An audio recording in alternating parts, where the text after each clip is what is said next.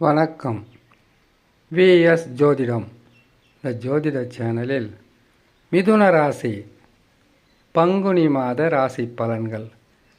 மிதுன ராசிக்காரர்களுக்கு பங்குனி மாதத்தில் கிரகங்கள் எத்தகையான நற்பலன்கள், எத்தகையான அசுப பலன்களை தரப்போகிறது என்பதை சிறு விளக்கமாகவே பார்க்கலாம்.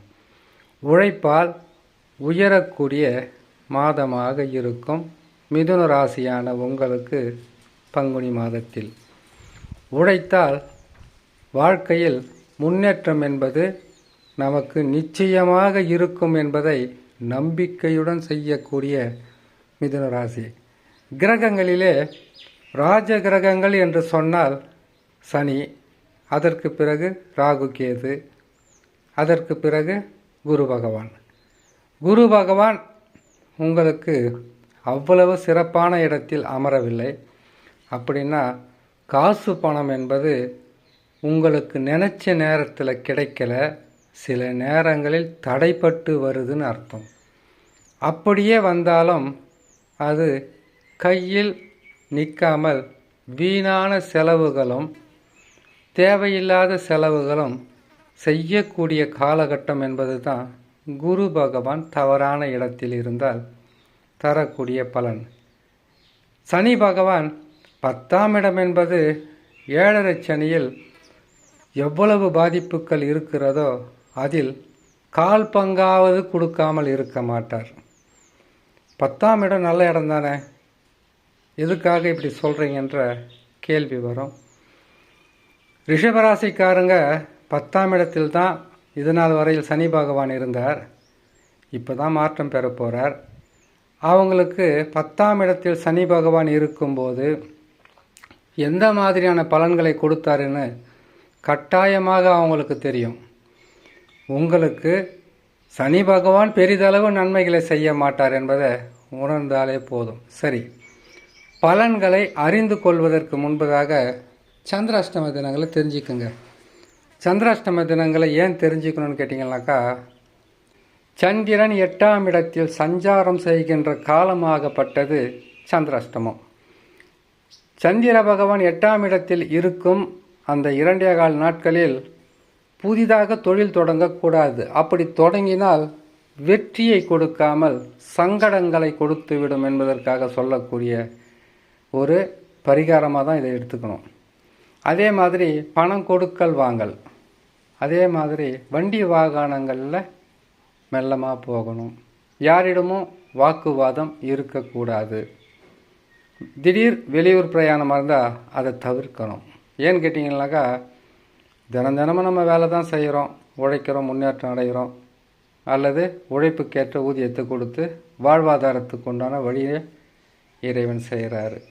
ஆனால் இந்த 2.25 நாளில் நம்ம எது புதுசாக செய்தாலும் அது நன்மையை தராமல் பிரச்சனைகளை கொடுத்துவிடும். அதனால தான் சொல்கிறது. சரி, சந்திராஷ்டம தினங்களை பார்க்கலாம். 24/3/2025 பங்குனி மாதம் 10ஆம் தேதி திங்கட்கிழமை காலை 6:27 மகர ராசியில் சந்திர பகவான் சஞ்சாரம் செய்யும் போது மிதுன ராசியான உங்களுக்கு சந்திராஷ்டமம் ஆரம்பமாகும்.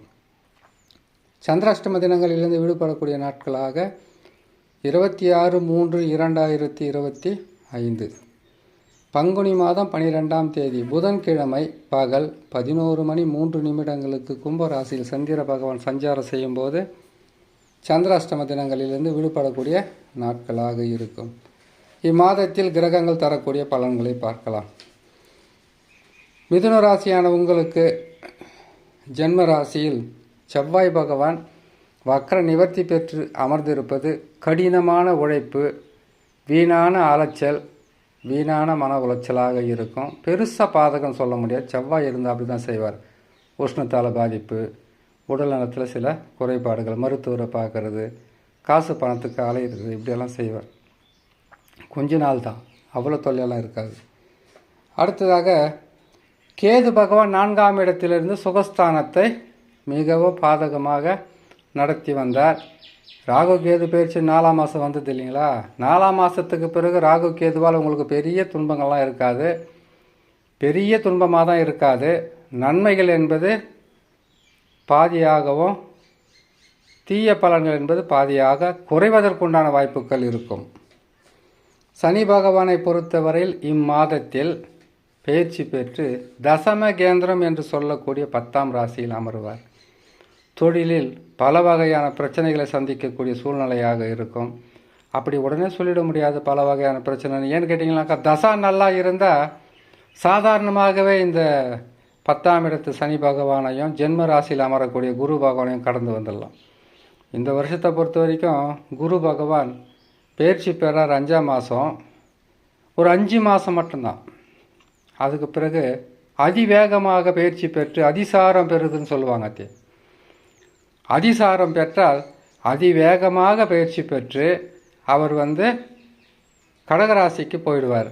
அப்படி போகும்போது மிக சிறப்பான பலன்களை அள்ளி கொடுக்க தயங்க மாட்டார். கொஞ்சம் பொறுமையாக இருங்க. ஏன்னு கேட்டிங்களாக்கா, குரு பகவான் 12இல் இருக்கும்போது கடுமையான விரயம்.